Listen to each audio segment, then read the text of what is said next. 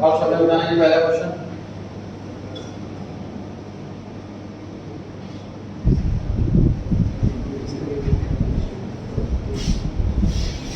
Which of the following refers to relaxation of previous government restrictions? Government की restrictions कम करी गई, relax करी गई, तो ये कौन सा वर्ड बता रहा है? लास्ट वाला ऑप्शन सर, लिबरलाइजेशन का मतलब ये लिबरल करना, आसान करना, रिस्ट्रिक्शन कम करना। सेकंड क्वेश्चन, WTO 1995 में एस्टैब्लिश किया गया, वर्ल्ड ट्रेड ऑर्गेनाइजेशन 1995, ये याद करना।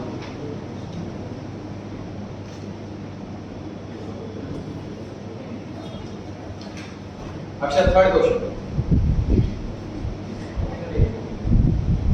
इंटीग्रेट करना मतलब जोड़ देना इंडियन डोमेस्टिक इकोनॉमी को वर्ल्ड इकोनॉमी से, तो ग्लोबलाइजेशन का मतलब यही है सर, पूरी वर्ल्ड को as a single market consider करें।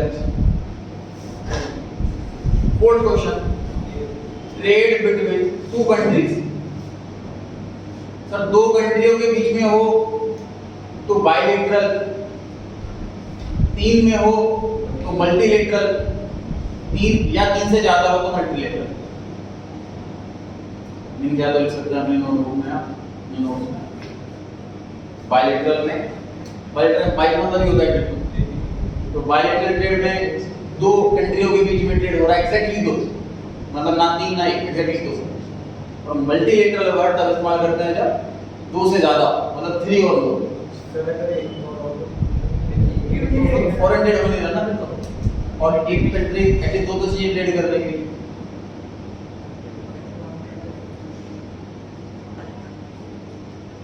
तो trade between exactly two countries लिखा हुआ है क्वेश्चन के अंदर, इसलिए ए ऑप्शन आंसर आ गया।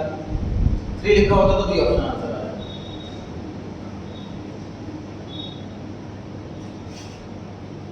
इनमें से कौन सी न्यू इकोनॉमिक पॉलिसी नहीं है? क्वेश्चन लास्ट वाला ऑप्शन था, एलपीजी हमने पढ़ा था, liberalisation, privatization, globalisation.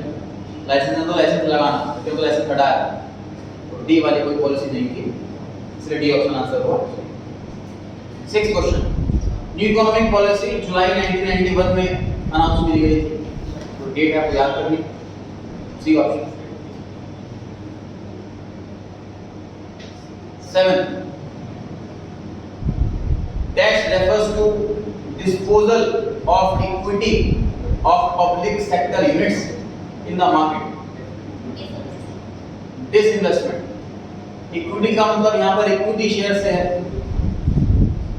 Government company जब प्राइवेटाइजेशन की तरफ आई तो गवर्नमेंट कंपनी ने अपने सारे शेयर्स कंपनियों के प्राइवेट लोगों को बेच दिए, ताकि ओनरशिप प्राइवेट लोगों की आ जाए और सेक्टर पब्लिक से प्राइवेट बन जाए।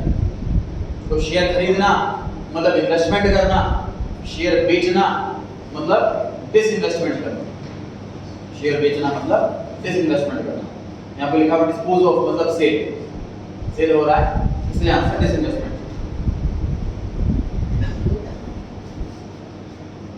7 पॉइंट का जो कंसीक्वेंस बनेगा वो बी पॉइंट बनेगा, प्राइवेटाइजेशन।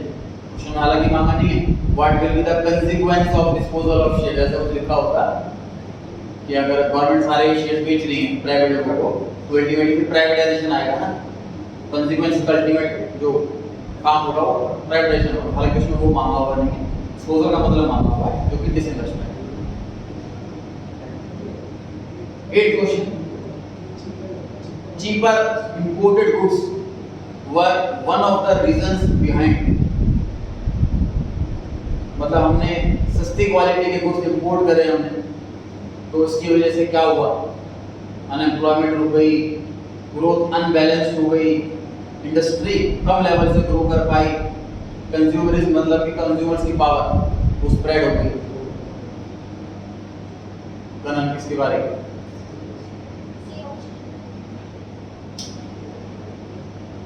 सी ऑप्शन सही है जी। अगर हम सस्ती क्वालिटी के गुड्स मंगाएंगे तो हमारी इंडस्ट्रियल की ग्रोथ है वो स्लो हो जाएगी, रुक जाएगी। बाकी बंदा कोई लिंक नहीं हुआ इस बात से। 9 dash refers to transfer of assets or services function from public to private। अब बोलो बी ऑप्शन प्राइवेटाइजेशन कहते हैं इसको ऐसा। ध्यान रहे यहाँ पब्लिक से मतलब आम जनता नहीं है, पब्लिक से मतलब गवर्नमेंट है। पब्लिक एंटरप्राइज मतलब गवर्नमेंट की एंटरप्राइजेस है, ठीक है।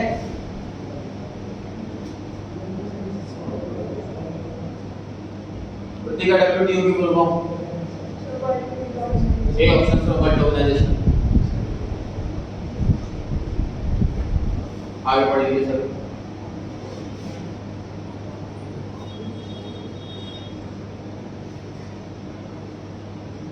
Outsourcing is good for India because, मानना है आपकी बारी। ऑप्शन सी करेक्ट है। लोगों को जॉब मिलेगी, अनएम्प्लॉयड है और एक पर्टिकुलर फील्ड के अंदर उनकी एक्सेलेंस आएगी, एक्सपर्टाइजेशन आएगी।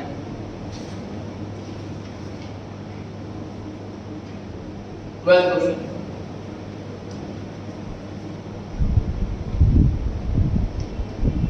बाकी सब रीड करें जैसा ना उसका नंबर अभी बढ़ रहा है, बस सॉल्व करते रहे, कॉपी में नोट करते रहे आंसर्स। चैप्टर में होने के बाद पीडीएफ आपको इसको ऐप में मिल जाएगी रिवीजन करने के लिए।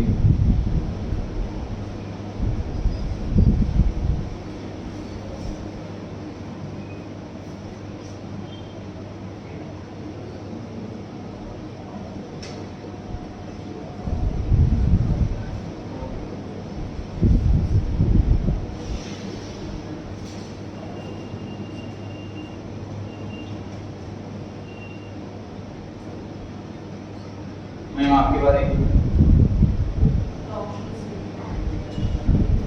Financial sector reforms, option D.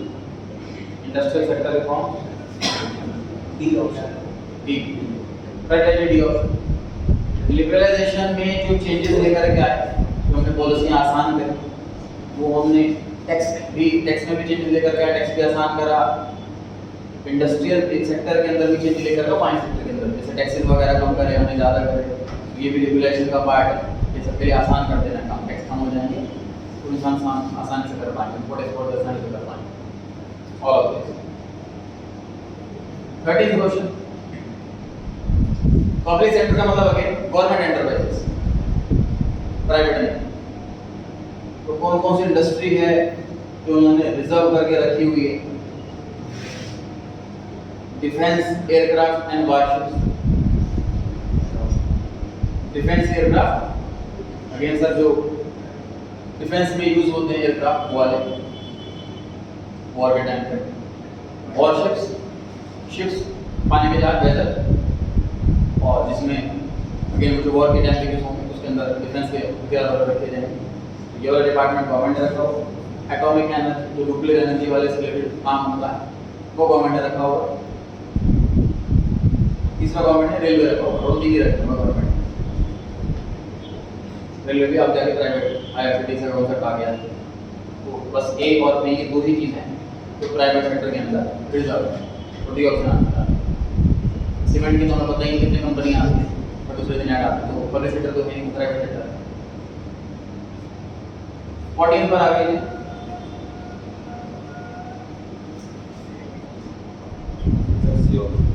C option, public से प्राइवेट में ट्रांसफर होना, ownership, management, control, this is privatisation. 15th question,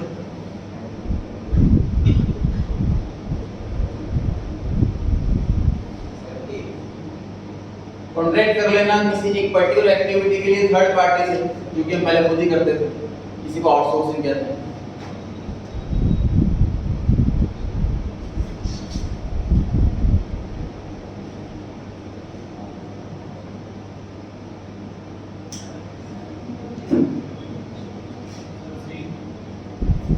liberalisation, regulation मतलब कि रूल लगाना, लिबरेशन मतलब रूल हटाना, रूल हटा रहे हैं, रिड्यूस कर रहे हैं गवर्नमेंट का कंट्रोल प्राइवेट इकोनॉमी इन्वेस्टमेंट्स पर, आप जैसे मर्जी काम करो, कंपटीशन बढ़े, इसको लिबरलाइजेशन कहते हैं। 17 बाकी सभी देते रहें कि आंसर अपने नोटबुक में लिखते रहें।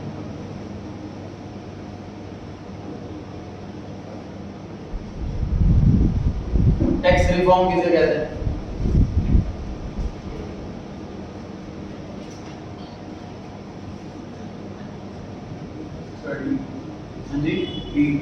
The last one option correct है.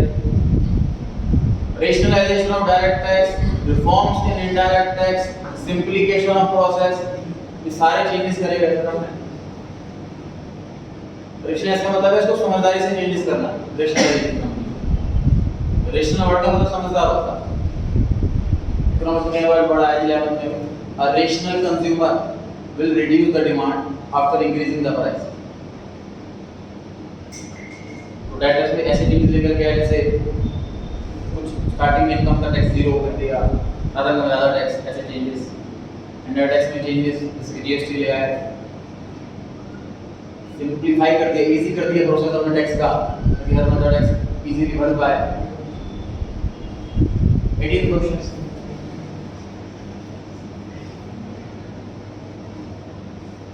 डीमोनेटाइजेशन मतलब कि नोटबंदी. तो नोटबंदी का कौन सा बेनिफिट नहीं हुआ है? 3-4 में से कौन सा बेनिफिट नहीं है नोटबंदी का? और आपकी बारी.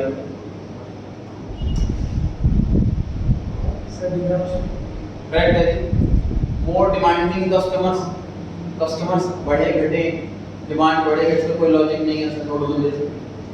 बाकी 3 में लिखा हुआ है ब्लैक मनी कम होगी, करप्शन कम होगा, फ्रॉड, काउंटरफिटिंग यूज मतलब कि fraudulent use of high denomination notes for illegal activity. Fraudulent use कम होगा. बाकी 3 तो ऑब्जेक्टिव है, 3 ऑब्जेक्टिव नहीं है.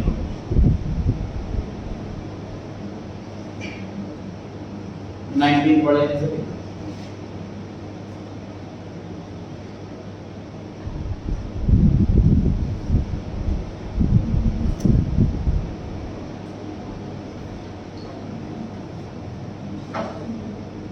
कौन सा फीचर नहीं है डीमोनेटाइजेशन का? Black money of course promote क्यों करेंगे, तो वो फीचर नहीं. 20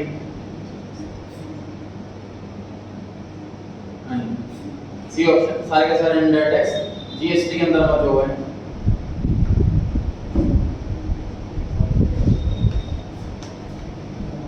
Which of the following reason led to introduction of new economic policy in 1990? तो नई पॉलिसी को इंट्रोड्यूस करने की वजह क्या थी? D option. पब्लिक सेक्टर ढंग से काम नहीं कर रही, मतलब गवर्नमेंट सरकारी ऑफिस में काम ही नहीं होता.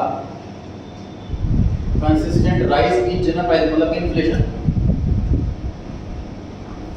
और फॉरेन एक्सचेंज क्राइसिस मतलब हमारे पास शॉर्टेज है फॉरेन एक्सचेंज की. फॉरेन एक्सचेंज रिजर्व बहुत कम है हमारे पास. तीनों ही वजह नई पॉलिसी लाने की. 22 after agreeing to the condition of that, India announced the new economic policy. तो नई इकोनॉमिक पॉलिसी का जो डिसीजन था वो किन लोगों की कंडीशन के हिसाब से था? International monetary fund IMF, international bank for reconstruction and development IBRD, इन दोनों की ही कंडीशंस इस वजह से हम इकोनॉमिक पॉलिसी में बदलाव आना. RBI इंडिया का ही वो भी कंडीशन लगाएगा हमारे ऊपर. डी ऑप्शन मतलब एंड.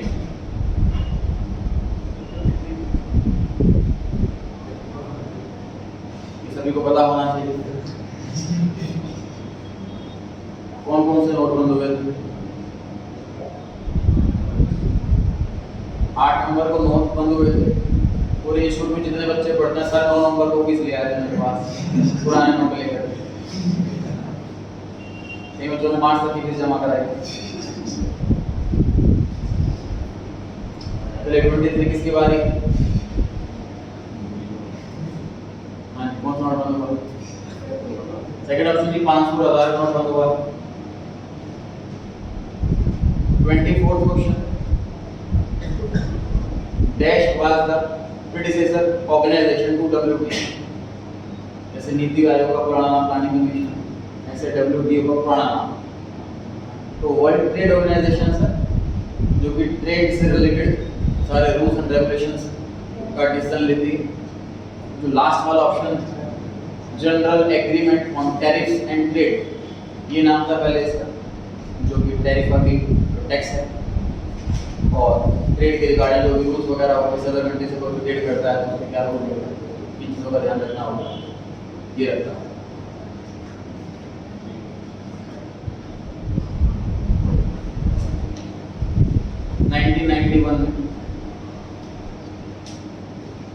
इंडियन फाइनेंस मिनिस्टर थे जिन्होंने सारा ये इंडियन इकोनॉमी में चेंजेस लाने का डिसीजन लिया, doctor Manmohan Singh, form of degree of बटसर के साथ इकोनॉमिक रिफॉर्म में चेंजेस लेकर गया, उस वाले ये लेकर गया है।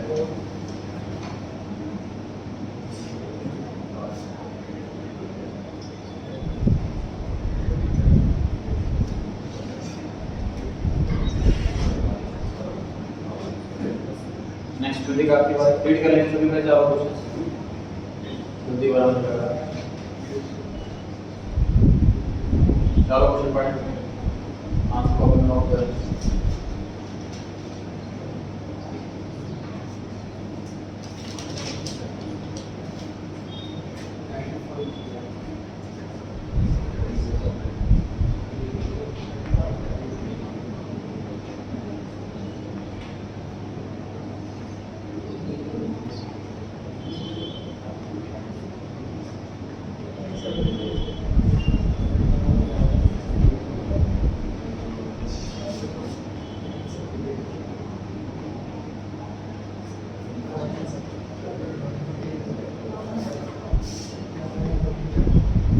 आपके बारे 26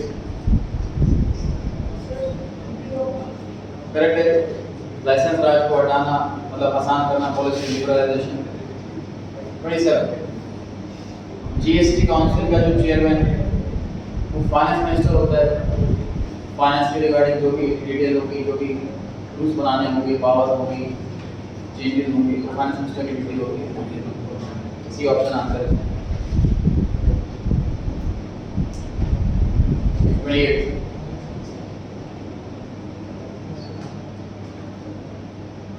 माने आपकी बारी। ग्लोबलाइजेशन अगेन सर कि अपनी कंट्री इकोनॉमी को वर्ल्ड इकोनॉमी को ओपन कर देना, आगे कम्पीट कर सके इंटरनेशनल लेवल पर, पूरे वर्ल्ड को एज सिंगल मार्केट लेके चलना, वो भी ग्लोबलाइजेशन होता है। 29 महीना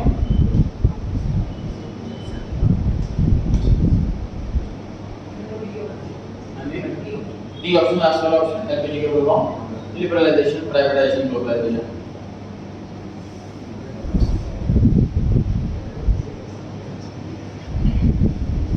नोटबंदी के बाद कौन सा नोट नहीं चल रहा है? नजर से डी ऑप्शन। 500 नोट बंद हुआ, उसके दूसरा जो हो गया ना, इसलिए 500 आंसर नहीं है। 1000 का बंद उसके लिए कोई दूसरा नहीं आया, इसलिए 1000 हो रहा है।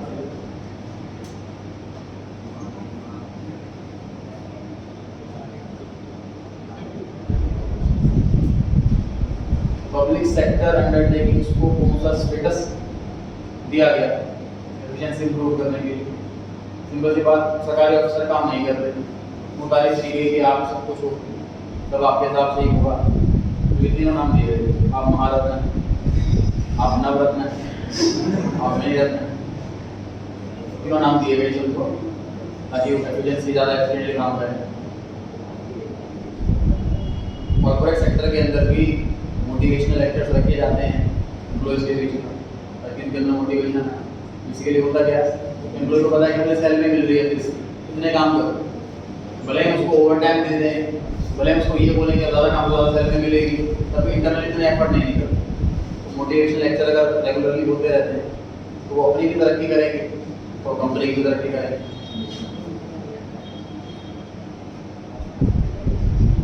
The final burden of GST is on।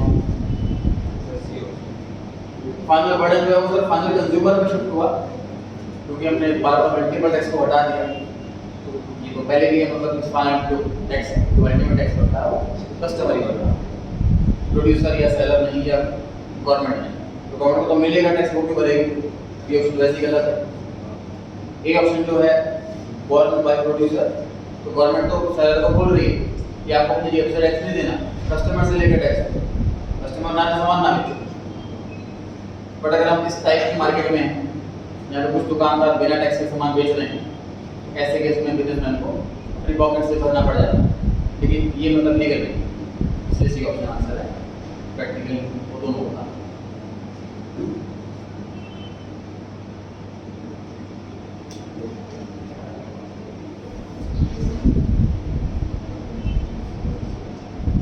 Balance of payment वाली क्राइसिस को ओवरकम करने के लिए इनमें से कौन सा पॉइंट है? मैडम अभी तक पढ़े तीनों ऑप्शन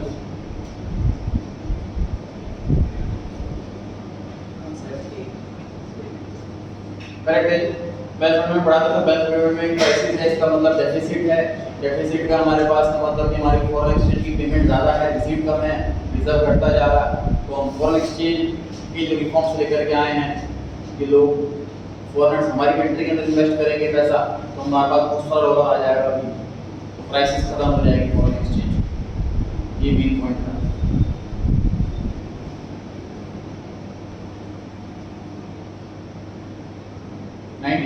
से पहले इंडियन इकोनॉमिक पॉलिसी इसको ज्यादा इंपॉर्टेंस देती थी। पब्लिक सेक्टर मतलब सरकारी ऑफिस ज्यादा थे, गवर्नमेंट डिपार्टमेंट ज्यादा थे, पहले ये फोकस पे था प्रायोरिटी पे। रीड कर लीजिए पूरा क्वेश्चन।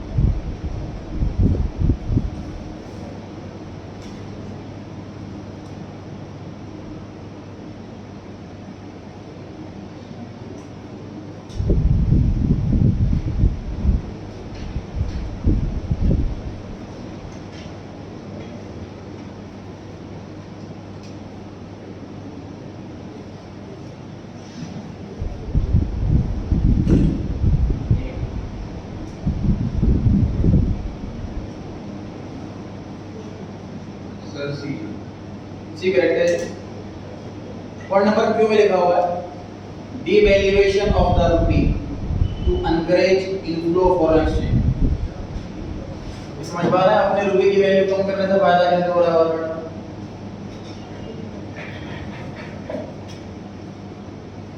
मान लीजिए 70 रुपीज इक्वल्स टू $1 ही चल रहा है अभी हम रियल नेट टर्म्स में बात कर रहे हैं, अब तो मैं इसको चेंज भी करूंगा। मान लीजिए 75 रुपीज पर $1 ये रेट चल रहा है, और इंपोर्टर तो गुड्स खरीद करके ला रहा है बाहर से, मतलब उसको $1 के बदले ₹75 देना पड़ रहा है। और बात करूं एक्सपोर्टर की, एक्सपोर्टर सामान जब बेचता है तो उसको ₹75 के बदले, मतलब उसने वो 75 लाख का सामान बेचा तो उसको $1 लाख मिलेगा, मतलब $1 लाख $1 मिलेगा। समझ गए? अब इसकी वैल्यू अगर घट जाती है, 70 हो गया, तो किसको फायदा होगा? इंपोर्टर को कि एक्सपोर्टर को? बताइए। देखिए जब एक्सपोर्ट कर रहे हैं, सामान बाहर बेच रहे हैं, तो फॉरेन कंट्री वाले से बोलेंगे कि हमें इतने रुपए चाहिए, तो हमें रुपीज मिलेगा। मान लीजिए $1 लाख में तय हो गया, तो $1 रुपीज में कन्वर्ट होकर हमें मिलेगा एक्सपोर्टर को, है ना? 70 हो गया तो कम हो गया। अब एक्सपोर्टर को पहले 75 लाख रुपए मिलता $1 के बदले में, अब 70 लाख मिलेगा। एक्सपोर्टर को पैसा कम मिलेगा, एक्सपोर्ट कम करेगा, फिर वो अगर एक्सपोर्ट कम करेगा तो फॉरेन एक्सचेंज कम आएगा इंडिया के अंदर, डॉलर कम आएगा। गवर्नमेंट चाहती है लोग एक्सपोर्ट करें, एक्सपोर्ट करेंगे तो डॉलर कंट्री के अंदर आएगा। लेकिन अगर रुपए की वैल्यू डाउन होगी तो दिक्कत हो जाएगी। ठीक है, दूसरा लिखा हुआ है कि आर के अंदर allowing for private banks to make decisions independent of RBI restriction. Discuss हुआ था जी क्वेश्चन, ट्रू फॉल्स है कि आरबीआई रेगुलेटर से फैसिलिटेटर बन गया। मतलब वो कह रहा है कि अपने हिसाब से आपको जिसको कितना लोन देना है, किस टर्म्स कंडीशन पे देना है, आप दे सकते हो। इससे जितना पैसा लेना है, किस टर्म्स कंडीशन में लेना है, ले सकते हो। बैंक ऐड डाल रहे हैं, अलग अलग फीचर्स डाल रहे हैं कि इस बैंक में ये वाला फीचर इंटरेस्ट का रेट ज़्यादा है, इस बैंक में ये वाला फीचर है कि आपको घर बैठे ओपन हो जाएगा अकाउंट। अलग अलग एयू बैंक का ऐड आ रहा है कि वो मंथली सेविंग अकाउंट में इंटरेस्ट दे रहा है, बाकी क्वार्टरली लिमिट देते हैं। कोई कंप्लीट फ्रीडम दे रखी है प्राइवेट बैंक को कि बिना रिस्ट्रिक्शन के अपने अपने काम कर सकते। यू और आर ये दो एक्शन लिए हुए गवर्नमेंट के लिबरलाइजेशन। 36 पढ़ लें। सर एक ऑप्शन हाँ जी सर लास्ट क्वेश्चन में सर ऑप्शन मतलब 3 या 6 दिए हुए कौन सा आना चाहिए? बी वाला पहले वाला high tariffs to discourage import. मतलब इंपोर्ट हमने लिबरलाइजेशन में बढ़ाया कि घटाया? तो गलत है ना बी पॉइंट। सर तो इंपोर्ट का मतलब बेनिफिट हां जी सर तो इंपोर्ट का मतलब बेनिफिट तो कंपनी को मतलब बेनिफिट तो होगा। 1991 में देखो ये जो थिंकिंग है ना 91 से पहले की थी। पॉइंट नंबर 3 में क्या लिखा हुआ है कि हमने ज्यादा टैरिफ कर दिया ताकि इंपोर्ट ना करें। ये वाला पॉइंट तो 1991 से पहले का है और तो लास्ट चैप्टर के अंदर हमने है ना इंपोर्ट सब्स्टिट्यूशन पॉलिसी। उसमें कॉन्सेप्ट था ये कि टैक्स रेट बढ़ा दो ताकि इंपोर्ट ना हो, अपने कंट्री के लोग ग्रो करें। 1991 में क्या थिंकिंग चेंज करी गई, होने तो इंपोर्ट कंपटीशन बढ़ेगा, लोग यहाँ सामान खरीद के लाएंगे, लोग यहाँ इन्वेस्ट करेंगे और फॉरेन एक्सचेंज आएगा, कंट्री डेवलप होगी, लोगों को जॉब मिलेगी। ये सारे कॉन्सेप्ट लगाए गए, थिंकिंग लगाए गए। तो इंपोर्ट रुका नहीं 1991 में, बढ़ाया, इसलिए पी गलत।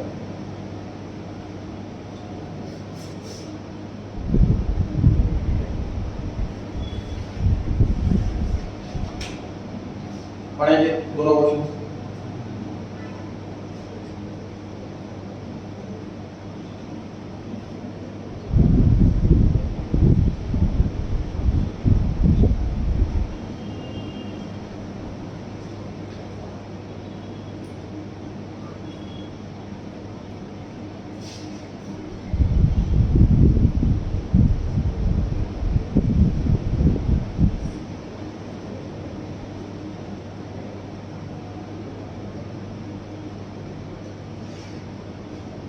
Which of the following policies was adopted to increase the competitive position of Indian goods in international market? जरा क्वेश्चन पढ़ के बताओ कि यहाँ इंपोर्ट की बात हो रही है कि एक्सपोर्ट की बात हो रही है? एक्सपोर्ट की बात हो रही है। कैसे पता लगा? इंडिया के गुड्स इंटरनेशनल मार्केट एक्सपोर्ट करेंगे तो ऐसा होगा, तो ये इंक्रीज हो जाएगा। इंक्रीज कैसे होगा? तो हम एक्सपोर्ट ड्यूटी हटा देंगे, एक्सपोर्ट ड्यूटी हटा देंगे, एक्सपोर्ट लोग ज्यादा करेंगे। ये ऑप्शन आंसर हो गया। 37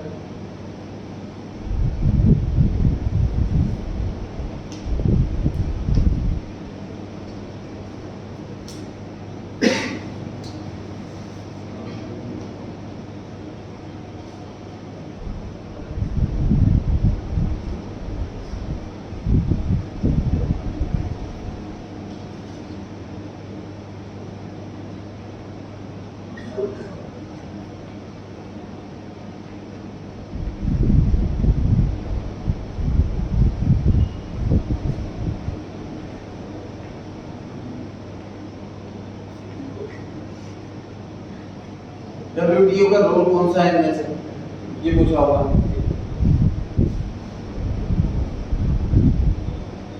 डी ऑप्शन में लिखा हुआ है providing a platform for member countries. Member country किसे बोला हुआ? जैसे WTO में जरूरी नहीं है कि हर कंट्री मेंबर बन जाए। सपोज कोई कंट्री ऐसी उसको नहीं करना अदर कंट्री से तो WTO की मेंबर नहीं बने, उसके रूल फॉलो नहीं करना। जो मेंबर बनेगा उसको रूल फॉलो करेगा। जो मेंबर कंट्रीज हैं वो डिसाइड करें फ्यूचर के टैक्स रेट से रिलेटेड स्ट्रेटेजीज कि हमारी कंट्री में सामान आएगा तो हम ये टैक्स लेंगे। अपने आपस कंट्री से भी कर सकते हैं कि एक दूसरे कंट्री से टैक्स नहीं लेंगे, ये भी कर सकते हैं तो क्या इससे टैक्स लेंगे, क्या रेट होगा, ये WTO मीटिंग करा करके डिसाइड करवाएगी मेंबर कंट्रीज। कटिवेटेड कर लीजिए और देख लेता हूँ।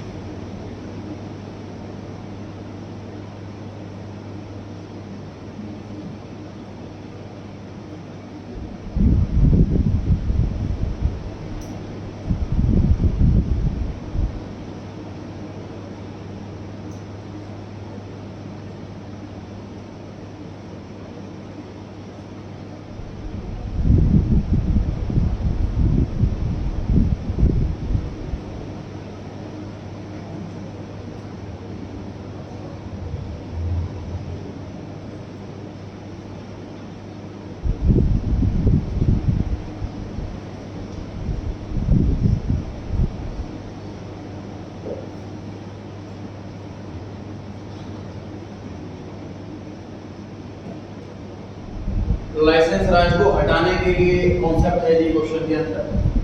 तो लाइसेंस राज को हटाना है, क्या दिक्कत है लाइसेंस का कॉन्सेप्ट अगर है तो क्या दिक्कत है? पहला option, they led to lobbying and personal benefits for big industrial houses. Lobbying क्या होता है सर? मिसयूज करना पावर का। ये लाइसेंस लेने के लिए हमने मूवीज में भी देखा है कि जो पैसे वाला है उसको प्राइवेट लाइसेंस मिल जाता है, बस पैसे के बाद गवर्नमेंट अफसर को रिश्वत, और जो नहीं प्राइवेट दे सकता उसको लाइसेंस मिलने में दिक्कत आती, नहीं मिल पाता। तो ये हो रहा था ऑप्शन ए, ये दिक्कत थी, इस वजह से लाइसेंस मतलब हटाया गया। सिर्फ बड़े बिजनेस इंडस्ट्रियल लोगों को ही बेनिफिट हो रहा था इसका, छोटे लोगों को नहीं।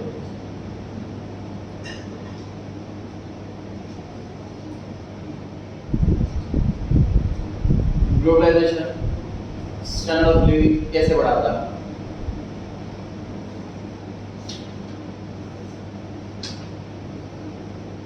चारों ही आंसर सही लगेंगे पढ़ने में, सबसे ज्यादा सही है वो बोलना है बस।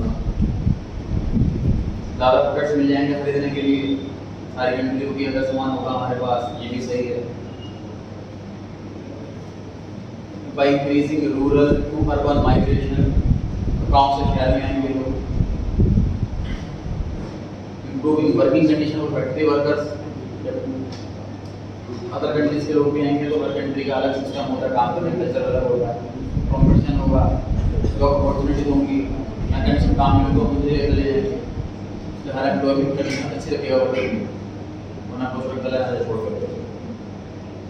Bye making cheaper products available due to increased competition, सस्ता मिलेगा क्योंकि कंपटीशन बढ़ जाएगा। चारों भी सही है, हम एक ही को आंसर टिक कर सकते हैं। तो डी वाला लास्ट वाला आंसर है। ग्लोबलाइजेशन से बहुत सारी कंपनियों के हमारे सामान हमारे सामने होंगे और उनमें कंपटीशन बनेगा, उनमें बेस्ट क्वालिटी कॉम्पिटिटिव मिलेगा।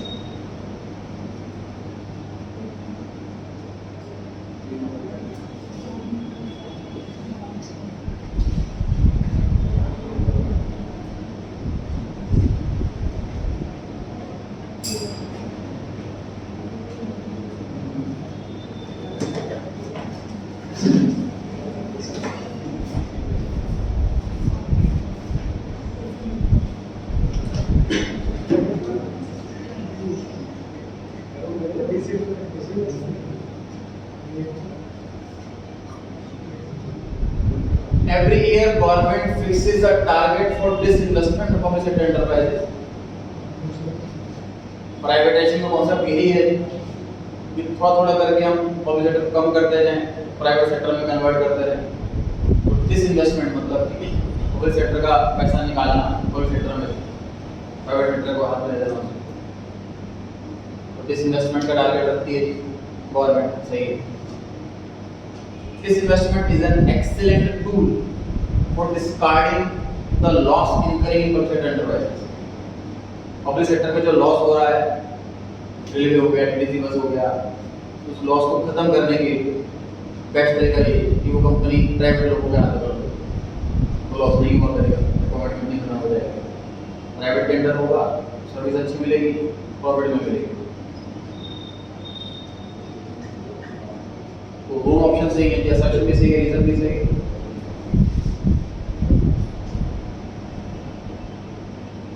इसका आंसर या तो ए होगा या बी होगा। इसका आंसर बी होगा। देखिए गवर्नमेंट टारगेट फिक्स करती है डिसइन्वेस्टमेंट का, इसका वन ऑफ द रीजन ये है कि लॉस खत्म करना है, बट मेन रीजन है कि भाई गवर्नमेंट के यहाँ काम नहीं हो रहा, लोगों सर्विस नहीं, जिस पर्पस से हमने कंपनी खोली वो पर्पस सॉल्व नहीं हो पा रहा।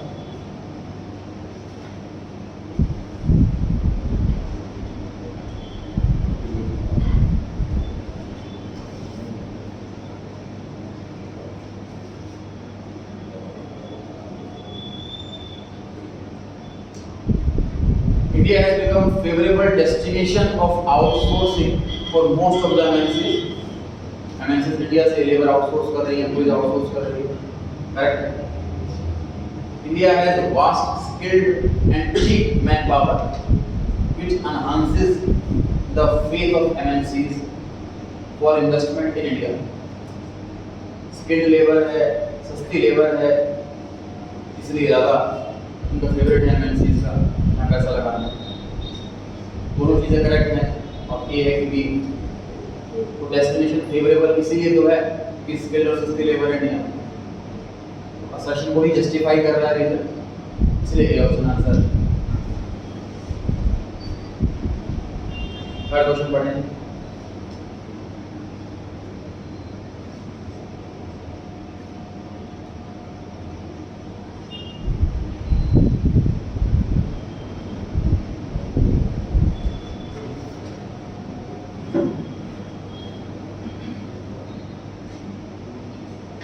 न्यू इकोनॉमिक पॉलिसी के बाद डोमेस्टिक कंपटीशन बढ़ा।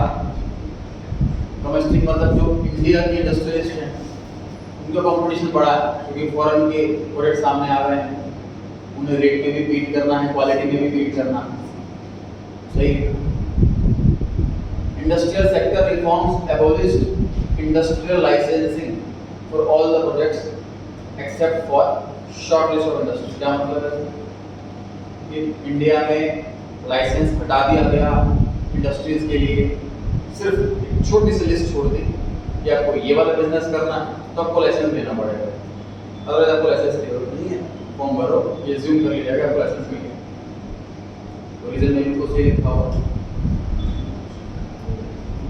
अब ये ऐसे उसके एक्सप्लेनेशन है कि नहीं है देखिए। तो जो रिसर्च में लिखा हुआ है उसके अंदर सिर्फ ग्लोबलाइजेशन वाला पॉइंट नहीं, इंडस्ट्रियल रिफॉर्म वाला पॉइंट भी तो है। असर्शन को एक मिनट के लिए ग्लोबलाइजेशन वाले पॉइंट से नहीं, लिबरलाइजेशन वाले पॉइंट से कंपेयर करो। किसी लिबरलाइजेशन कर दिया तो जो पहले बिजनेसमैन सपोज 50 थे बस किस चीज़ को बनाने के लिए, लाइसेंस था और 500 लोग बनाना चाह रहे हैं, बना नहीं पा रहे लाइसेंस के चक्कर में, और लाइसेंस हटा दिया। अब 50 की जगह 500 लोग बना रहे हैं अभी सामने, डोमेस्टिक कॉम्पिटिशन बढ़ेगा कि नहीं बढ़ेगा? डेफिनेटली बढ़ेगा। इसलिए ये आंसर। असर्शन को अगर आप ग्लोबलाइजेशन के पॉइंट ऑफ व्यू से पढ़ोगे तो आपको भी आंसर लगेगा। रीजन अगर किसी भी एंगल से हो तो रीजन सेटिस्फाइड जस्टिफाइड होगा। ठीक है, डोमेस्टिक कॉम्पिटिशन बढ़ा है लिबरलाइजेशन की वजह से, तो क्वेश्चन लिखा है इकोनॉमिक पॉलिसी के रिफॉर्म की वजह से ना, तो लिबरलाइजेशन की था, इसमें से ग्लोबलाइजेशन। फोर्थ क्वेश्चन पढ़ें।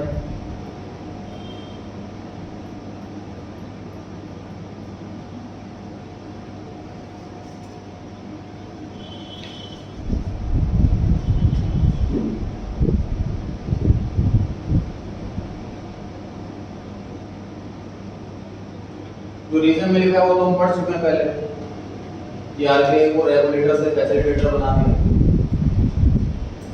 असर्शन में लिखा हुआ है कि फाइनेंशियल सेक्टर रिफॉर्म के अंदर जो फाइनेंशियल सेक्टर के लोग हैं जिसके बैंक्स हो गए उनको अलाउ कर दिया कि वो डिसीजन ले सकते हैं कुछ भी, लेकिन एक बार पहले आरबीआई से कंसल्ट कर लें, उसके बाद कोई भी डिसीजन ले सकते हैं। गलत है, कंसल्ट करने की भी रिक्वायरमेंट है, ठीक है। आरबीआई सिर्फ फैसिलिटेटर है, मतलब जो पहले से प्रिस्क्राइब्ड होगा बैंकिंग के, अभी उनके पावर के अगेंस्ट कुछ कर देंगे, जो पावर है उसके अकॉर्डिंग से कि मान लो एजुकेशन लोन है, बैंक लोन है, कार लोन है, उसी पर्पज से लोन देंगे, पर्सनल लोन है, पर्सनल पर्पज से लोन देंगे, कोई ऐसा पर्पज से नहीं देंगे जो इलीगल है, उनके अकॉर्डिंग ही काम करेंगे, लेकिन कंसल्टेंसी की कोई रिक्वायरमेंट नहीं है, फैसिलिटी ले सकते हैं उससे। असर्शन गलत हो गया, रीजन सही है, तो सी आंसर है। सी में असर्शन से डी आंसर है, डी में असर्शन गलत है और रीजन सही।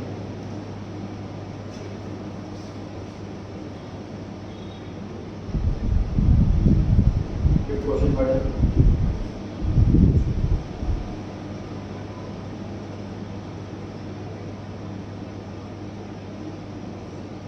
न्यू इकोनॉमिक पॉलिसी इंट्रोड्यूस की गई 1991 में, लिबरलाइजेशन इनिशिएट करा, मतलब लाइसेंस कम करा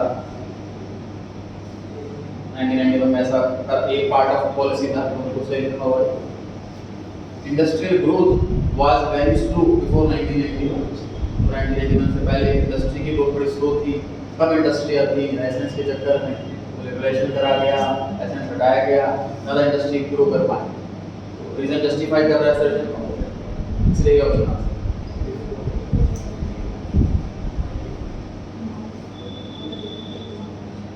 सिक्स पढ़ी,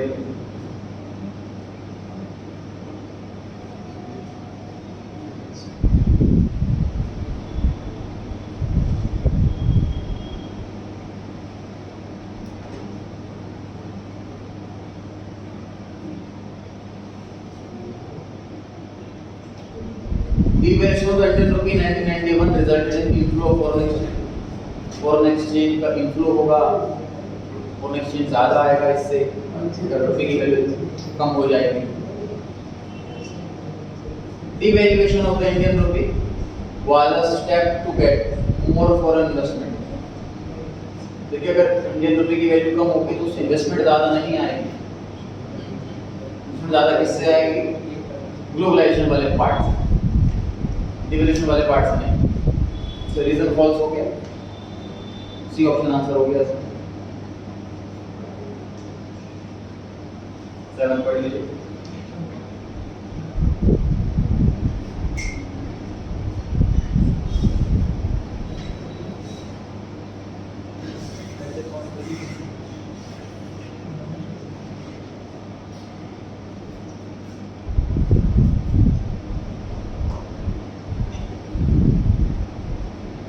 According to Government of India, the disinvestment of public enterprises has brought accountability and professionalism to them।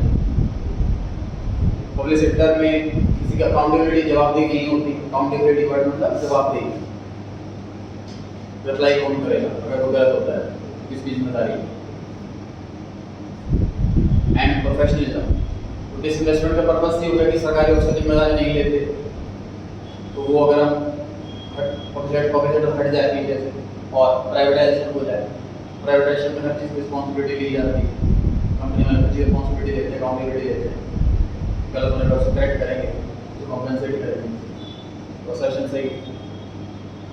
The government of India used this investment mainly to improve financial discipline and facilitate modernization। Financial discipline का मतलब दूसरा जो government sector है वो loss making company होती है, profit के लिए काम नहीं करती, फाइनेंशियल डिसिप्लिन आएगा मतलब कि प्रॉफिट होगा, लॉस नहीं होगा। दूसरा फैसिलिटेट मॉडर्नाइजेशन, कि अगर गवर्नमेंट सेक्टर है तो उसको हम इम्प्रूवमेंट के बारे में सोचेंगे नहीं, गवर्नमेंट ऑफिसर हैं, फिक्स सैलरी है तो एफर्ट नहीं लगाएंगे इम्प्रूव करने के काम को और बढ़िया तरीके से करने में। अगर प्राइवेट सेक्टर के आपको ले दिया जाएगा तो मॉडर्नाइजेशन आएगी, लेटेस्ट टेक्नोलॉजी यूज होगी, एडुकेट मिलेगी, तो मॉडर्नाइजेशन की फैसिलिटी मिलेगी, तो रीजन भी सही। अब रीजन जस्टिफाई कर रहा है कि नहीं कर रहा है, डेफिनेटली जस्टिफाई कर रहा है। अगर फाइनेंशियल डिसिप्लिन आएगा, प्रोफेशनलिज्म आएगा, डिसीजन आएगा फाइनल से, ये ऑप्शन आंसर होगा। चैप्टर कंप्लीट हो गया ये आपका, समझ आइए तो हो गया।